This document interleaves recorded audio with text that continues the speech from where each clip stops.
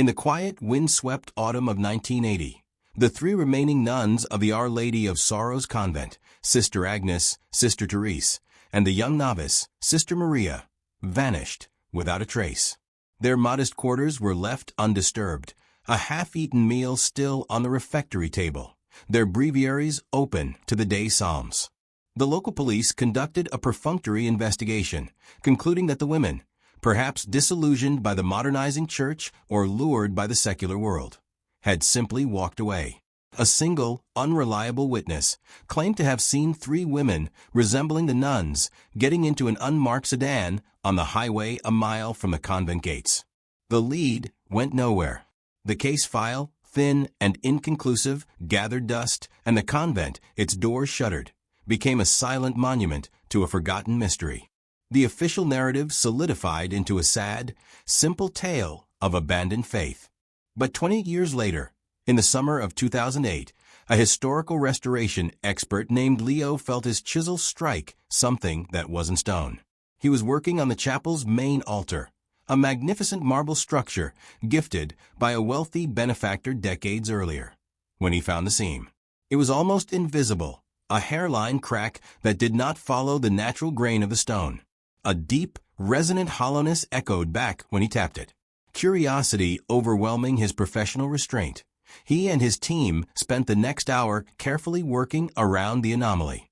The massive marble facade, which should have been anchored deep into the foundation, was a facade in the truest sense. With a low groan of protesting hinges that hadn't moved in a generation, a hidden door swung inward, revealing a pocket of absolute darkness. A stale, cold air, heavy with the scent of lime and something cloyingly sweet, washed over them. It was the smell of a tomb. The discovery of that door did more than just interrupt a restoration project.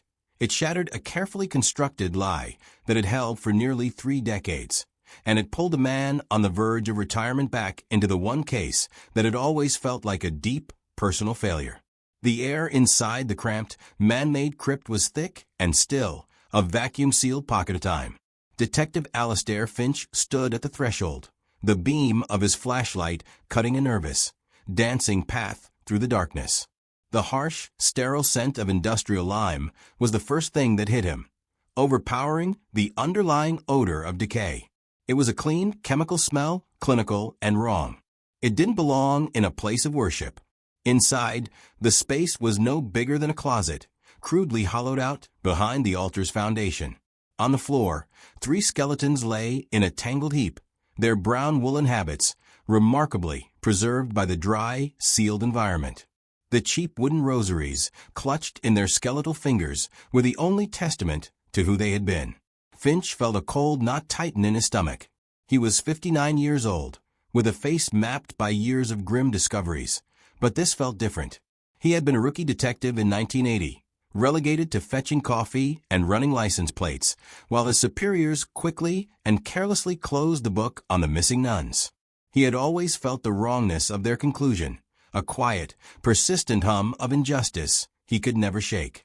Now standing before the truth, he felt no vindication, only a profound, echoing sadness. His younger, more pragmatic partner, Detective Miller, knelt by the entrance, his face pale under the harsh glare of the portable work lights. "Forensics is on its way," Miller said, his voice hushed, as if in reverence for the dead. "They're already saying the lime is a major anomaly. It's not mortar lime or agricultural lime.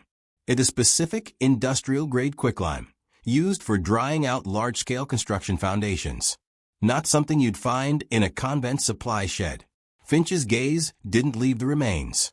He saw it now, the detail that would have been invisible to anyone else.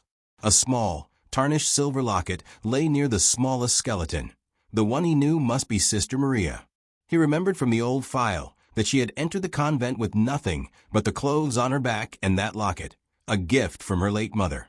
The chain was broken. It hadn't been gently placed. It had been snapped. This wasn't a burial. It was a disposal. "They never left," Finch said, his voice a low, gravelly rumble. The words hung in the dead air, a declaration of war against a ghost. They were here the whole time. He took a sharp intake of breath, the cold, chemical-laced air burning his lungs. The official theory of a voluntary disappearance hadn't just been wrong. It had been a deliberate and cruel deception. Someone had gone to extraordinary lengths to not only kill these women, but to erase them, entombing them in the heart of the very sanctuary where they had prayed. The investigation wasn't just reopened, it was reborn, with a darkness the original detectives had refused to see. The incident room was a sterile white box, its walls quickly becoming a mosaic of old photographs, maps of the convent grounds, and timelines written in stark black marker. The faces of the three nuns, captured in grainy black and white, stared out at the room. Sister Agnes, her expression stern, but with a hint of kindness in her eyes. Sister Therese, her gaze sharp and intelligent, a woman who seemed to question everything. And Sister Maria, her face full of the innocent, unblemished hope of youth. Detective Finch stood before the board, a cold cup of coffee in his hand, feeling the immense weight of the 28 years that separated the crime from its discovery. The original investigation was a joke, Finch stated, his voice flat, addressing the small team of detectives assembled in the room. They focused on the idea of a voluntary departure because it was easy. They interviewed a truck driver who saw three women in dark clothes 100 miles away 2 days later. They traced a bank withdrawal of $200 from the convent's account the week before they vanished. They built a narrative of flight. He tapped a yellow document pinned to the board, the original case summary. They ignored the things that didn't fit. The half-eaten meal. The fact that Sister Agnes had crippling arthritis and could barely walk to the end of the driveway, let alone to the highway. They ignored the fact that these women had dedicated their entire lives to this place. His partner, Miller, leaned against a desk, arms crossed. So where do we start? Everyone from that time is either retired, dead, or senile. Finch turned from the board, his eyes settling on a small, annotated list. Not everyone. We start with the living. We re-interview every single person from the original files who still has a pulse. We treat this like it happened yesterday. His first visit was to a state-run nursing home, a place that smelled of antiseptic and despair. He was there to see the former Mother Superior, a woman now in her late 90s, her mind a fragile tapestry of memories. She sat in a wheelchair by a window, staring out at a manicured lawn she didn't seem to see. Finch knelt beside her, speaking in a gentle, clear voice. He showed her the old photograph of the three nuns. For a long moment, there was no recognition. Then, her cloudy eyes flickered. "Therese," she whispered, her voice a dry crackle. Her finger, gnarled with age, tapped the photo of the sharp-eyed nun. She was the clever one. Worried. She didn't trust outsiders. Finch leaned in closer. Outsiders? What outsiders, Mother? The old woman's gaze drifted away again. The money, she murmured, the word faint. So much money for the new chapel. He was always there, the benefactor. Charming. Too charming. Her mind then seemed to slip away, back into the fog. But she had given him a thread. The benefactor. The man who had paid for the magnificent altar, the very structure that had been turned into a tomb. Finch's next stop was not in the old case file, but in the convent's financial records from 1979. He was looking for the name of the man who had bought himself a place of honor, and perhaps a place to hide his secrets. Arthur Covington's office occupied the top floor of the Covington Tower, a spire of gleaming glass and steel that dominated the city's skyline. From his window, he had a god's-eye view of the world he had built. He was in his early 70s now, but he possessed the vigor of a much younger man. His silver hair was perfectly coiffed, his suit exquisitely tailored. He projected an aura of calm, benevolent power. When Detective Finch and Detective Miller were ushered in, Covington greeted them with a warm, disarming smile, his handshake firm and reassuring. "Detectives," he said, his voice smooth and cultured. "A terrible, terrible business. When I heard the news, I was heartbroken. Those were good women, a pillar of our community." He gestured for them to sit on a plush leather sofa, a stark contrast to the hard plastic chairs of the precinct. Finch took in the room, the abstract art on the walls, the mahogany desk that was impossibly large and clear of any clutter, the faint, pleasant scent of lemon oil. It was a room designed to project untouchable success. "You are a major donor to the convent, Mr. Covington," Finch began, his tone neutral. "Specifically, you funded the renovation of the chapel in 1979, including the installation of the new altar." Covington nodded, his expression one of fond remembrance. "I was. Sister Agnes was a remarkable woman, a force of nature. She came to me with a vision for the chapel, to make it a true sanctuary. I was honored to help. My company even handled some of the structural assessments as a charitable contribution. We wanted to ensure the new altar's foundation was sound." The words hung in the air. Foundation. Sound. Finch felt a prickle of cold on his skin. It was too perfect. "So your men would have had access to the chapel during its construction?" Miller asked, taking notes. "Of course," Covington replied without hesitation. "My project manager, a good man named Frank, liaised with the sisters directly. A complete open-book operation. I can have my people dig up the old project files for you if they still exist. Anything to help." He spoke with the easy confidence of a man who had nothing to hide. He had an alibi for the week of the disappearance, a well-documented business trip to Europe.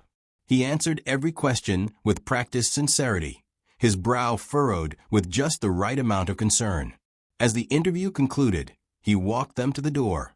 "Detective," he said, placing a fatherly hand on Finch's shoulder. "Find the monster who did this. Those women deserve justice." Finch met his gaze.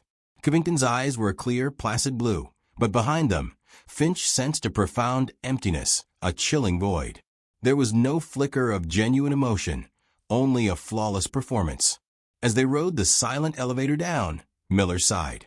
"Well, that was a dead end. He's as clean as they come. Pillar of the community, just like he said." But Finch was silent. The intuition over logic that had guided him through his entire career was screaming. The easy answers, the perfect alibi, the helpful demeanor, it all felt like a meticulously constructed wall. Covington wasn't just a witness, he was a gatekeeper, standing guard over a terrible secret. "No," Finch said quietly as the elevator doors opened. "That's where we start digging." The next few weeks were a slow, frustrating grind. Finch felt like he was tunneling through solid rock with a teaspoon. He put Miller in charge of a deep dive into Arthur Covington's corporate history, a labyrinth of shell companies, holding firms, and defunct subsidiaries that spanned 4 decades. The paper trail was intentionally convoluted, designed to obscure and deflect. Every lead seemed to circle back to a perfectly legal, if ruthless, business acquisition or a corporate restructuring that left no loose ends. It was a fortress of paperwork, and Covington was its king. Finch, meanwhile, took a more tangible path. He focused his obsession on the one piece of physical evidence that felt alien to the crime scene, the industrial quicklime. He sent samples to a specialized geological lab at the State University and began the painstaking process of tracking down every major construction supplier that had operated in the region in the late 1970s. Most were long out of business, their records lost or destroyed. He spent days in dusty county archives, poring over microfiche of old business licenses and invoices, his eyes burning under the dim light. His superiors were growing impatient. The case was generating media attention, and they wanted results, not a wild goose chase after a respected philanthropist based on a gut feeling. "Alastair, you're chasing shadows," his captain, a man 20 years his junior, had told him in a tense meeting. "Covington has a concrete alibi. The DA will laugh you out of the room. We have 3 skeletons and no murder weapon, no DNA, no credible witnesses. Focus on what we have, not what you think is there." But Finch couldn't let it go. The image of the charming, empty-eyed man in his glass tower was burned into his mind. He knew, with a certainty that defied logic, that Covington was the key. He worked late into the nights, fueled by stale coffee and a cold fury. He interviewed retired construction workers, foremen, and suppliers, men with faded memories and a reluctance to speak about a powerful figure like Covington. They remembered him as a demanding but fair boss, a man who built half the city, a man you didn't cross. The break, when it came, was not a dramatic confession, but a dry, academic report from the university lab. Finch was sitting at his cluttered desk, staring at the victims' faces on the board, when the email arrived. The lab had completed a spectrographic analysis of the lime. It wasn't just industrial grade. It was a highly specific, proprietary mixture. The chemical signature, with trace amounts of granite dust and a unique binding agent, was a corporate fingerprint. It was custom-made for a single purpose: deep foundation stabilization in soil with a high water table. And it had been exclusively manufactured and used by one company between 1978 and 1982, Bedrock Foundations Incorporated, a wholly owned and later dissolved subsidiary of Covington Industries. Finch stared at the report, his heart hammering against his ribs. It was the first solid, undeniable link.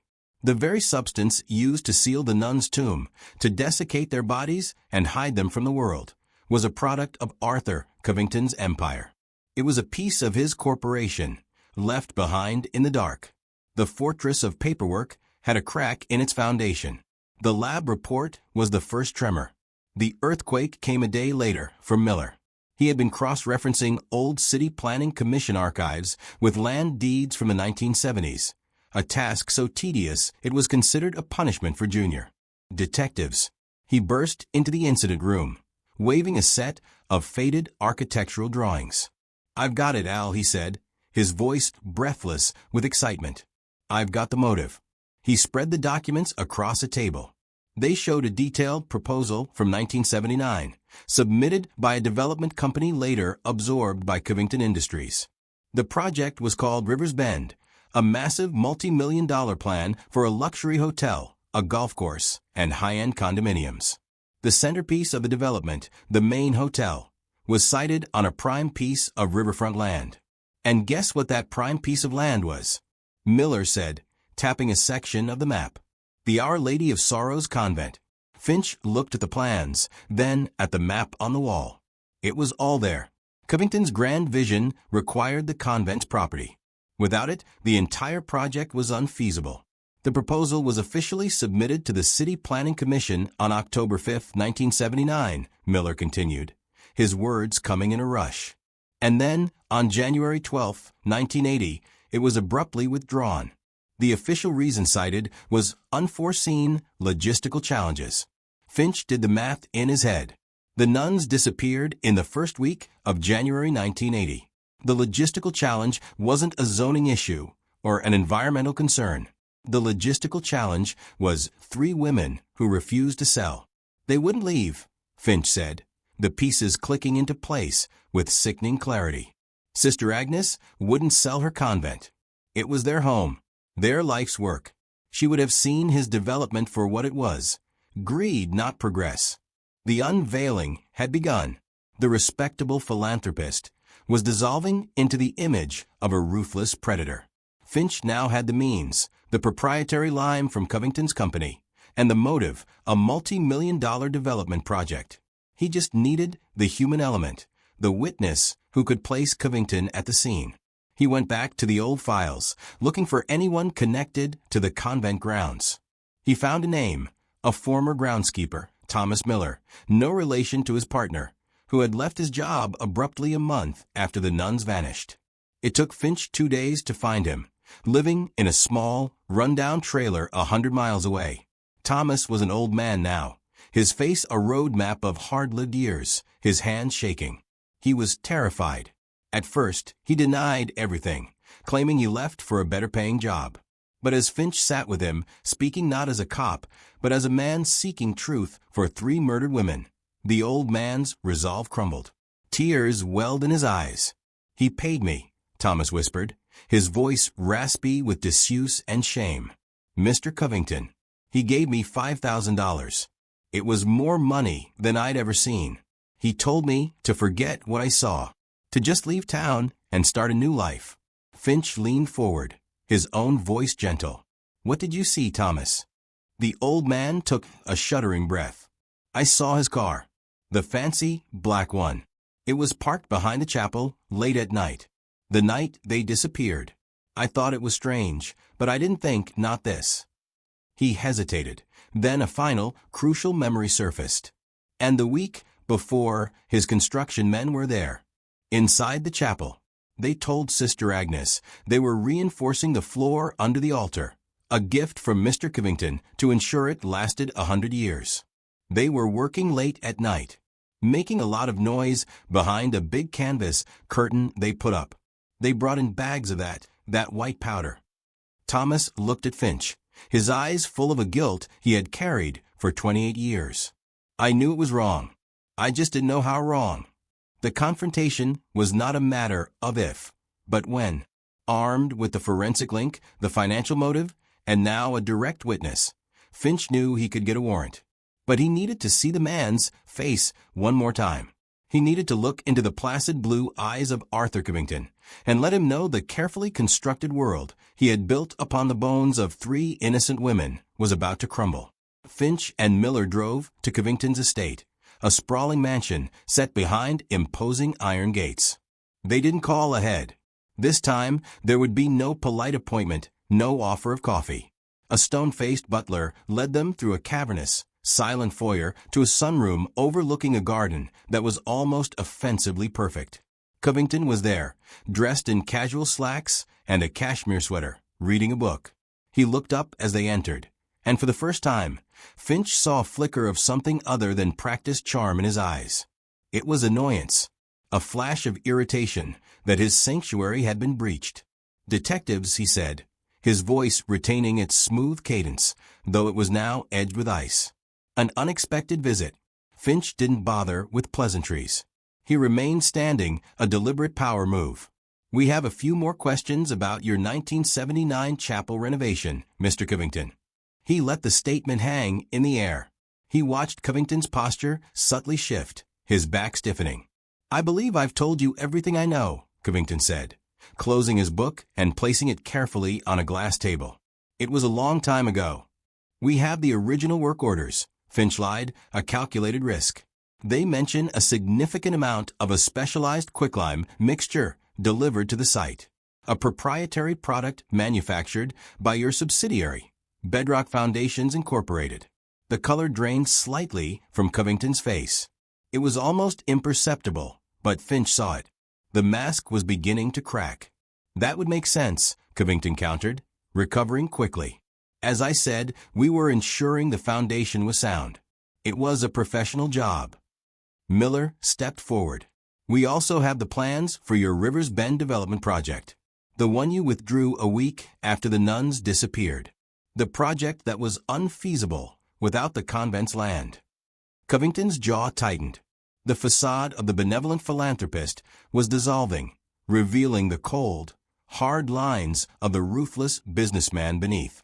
"That was a business decision," he snapped, his voice losing its polished veneer. "The project was no longer viable." "Because the obstacle was removed?" Finch asked, his voice low and dangerous. He took a step closer. "We spoke to Thomas, the old groundskeeper. He remembers your car at the chapel the night they vanished, Mr. Covington. He remembers your men doing late-night construction behind the altar. He remembers the bags of white powder." A heavy, suffocating silence filled the room. Arthur Covington rose slowly from his chair, his full height seemingly diminishing under the weight of Finch's accusations. The air crackled with unspoken violence. His blue eyes, once so placid, were now like chips of ice. He looked at Finch not with fear or guilt, but with a profound, dismissive contempt. "You have nothing," Covington hissed, the words precise and sharp. "You have the ramblings of a senile old man and a bunch of circumstantial nonsense. You are a fly, detective, buzzing around a lion. I suggest you fly away before you get swatted." The threat was clear, stripped of all pretense. It was the confirmation Finch needed. This was not an innocent man being wrongly accused. This was a cornered predator, baring its teeth. "We'll be back, Mr. Covington," Finch said, his voice calm and steady. "With a warrant." The raid on Arthur Covington's estate was executed at dawn. A fleet of squad cars crunched up the long, manicured driveway, shattering the morning. Stillness. The tactical team, clad in black, moved with silent, fluid efficiency, securing the perimeter of the sprawling mansion. Finch and Miller led the way to the heavy oak front door, a search warrant clutched in Finch's hand. There was no need to break it down. As they approached, the door swung open. Covington stood there, immaculately dressed in a dark suit, as if expecting them. There was no surprise on his face, no fear, only a cold, weary resignation. "I presumed you would be coming, Detective," he said, his voice devoid of all emotion. He stepped aside, gesturing them into the grand foyer. "Shall we get this over with?" He wasn't escorted to a sterile interrogation room. Instead, at his request, they went to his private study. It was a room paneled in dark wood, lined with leather-bound books he'd likely never read, a testament to a life of curated power. He sat behind his massive desk, the picture of composure, and folded his hands. He looked at Finch, who stood before him, and he began to speak. It was not a confession wrung out by guilt or pressure. It was a clinical matter-of-fact debriefing, delivered with the chilling detachment of a CEO discussing a hostile takeover. "They were an impediment," Covington began, his voice a calm, even monotone. "I made them a generous offer for the land. More than fair. I would have relocated them, built them a new, modern facility. They were living in squalor. I was offering them a better life." He paused, a flicker of something that might have been annoyance in his eyes. But Sister Agnes, she was stubborn. She spoke of tradition, of sacred ground. She saw greed where I saw progress. She could not be reasoned with. When an obstacle cannot be moved, it must be removed. He detailed the plan with horrifying precision. How he'd used the charitable renovation as a pretext to have his most trusted men survey the chapel. How they'd identified the space behind the altar as the perfect, soundproof location. How they had prepared the tomb for days under the guise of fixing a structural issue, working at night when the nuns were in their quarters. On the night in question, he continued, his gaze unwavering, I went to see them myself. I made one final appeal to Sister Agnes's reason. She refused. Sister Therese called me a devil in a suit. The young one, Maria, just cried. His face remained a placid mask. It was regrettable, but necessary. Business is often about making difficult decisions. They were quiet. There was no struggle. I saw it as a mercy. I administered a sedative in their evening tea myself an hour earlier. They were already drowsy. Finch felt a wave of nausea. Covington spoke of murder as if it were a line item on a budget report. And then you sealed them in, Finch said, his voice tight with controlled rage. You buried them in their own church. Covington gave a slight, almost imperceptible shrug. It was the most efficient solution. No bodies, no crime. The story of them running away was plausible enough. People lose their faith every day. For 20 years, the solution was perfect. He leaned back in his chair, the confession complete. There was no remorse, no flicker of humanity. Only the cold, empty logic of a psychopath who had weighed 3 human lives against a real estate development and found them wanting. Are you finished, Detective? He asked, as if inquiring about the time. I have a phone call to make to my lawyer. Finch simply nodded to the officers waiting at the door. The lion had been caged not by force, but by the quiet, relentless work of a man who refused to let the dead remain forgotten. The arrest of Arthur Covington sent shockwaves through the city. The story dominated the news for weeks, a lurid tale of a respected philanthropist unmasked as a monstrous killer. The hidden-in-plain-sight villain was dragged from his glass tower into the harsh, unflattering light of justice. The trial was a formality. Faced with Thomas's testimony, the forensic evidence of a lime, and his own chillingly detailed confession, Covington was found guilty on 3 counts of first-degree murder and sentenced to life in prison without the possibility of parole. For Detective Alastair Finch, the verdict was not a moment of triumph, but of profound, somber closure. His work was done. A few weeks later, on a cool, overcast afternoon, a small, private service was held at the Our Lady of Sorrows convent. The chapel had been cleansed and reconsecrated. 3 simple, polished wooden caskets sat before the altar, no longer a tomb, but a place of sanctity once more. Finch stood at the back, a silent observer. He had met with the few distant relatives of the nuns who could be located, a grandnephew of Sister Agnes, a cousin of Sister Therese. They were strangers to the women they had lost, but they wept with a sense of inherited grief, grateful for the truth that had finally allowed them to mourn. They thanked Finch with a quiet sincerity that meant more to him than any official commendation. After the service, as the caskets were carried out for a proper burial in the small, consecrated cemetery behind the chapel, Finch remained. The air in the chapel was different now. The cold spot behind the altar was gone. The sunlight, though muted by the clouds, seemed to hold a new warmth as it streamed through the stained glass windows. He walked to the front and gently ran his hand over the marble of the altar.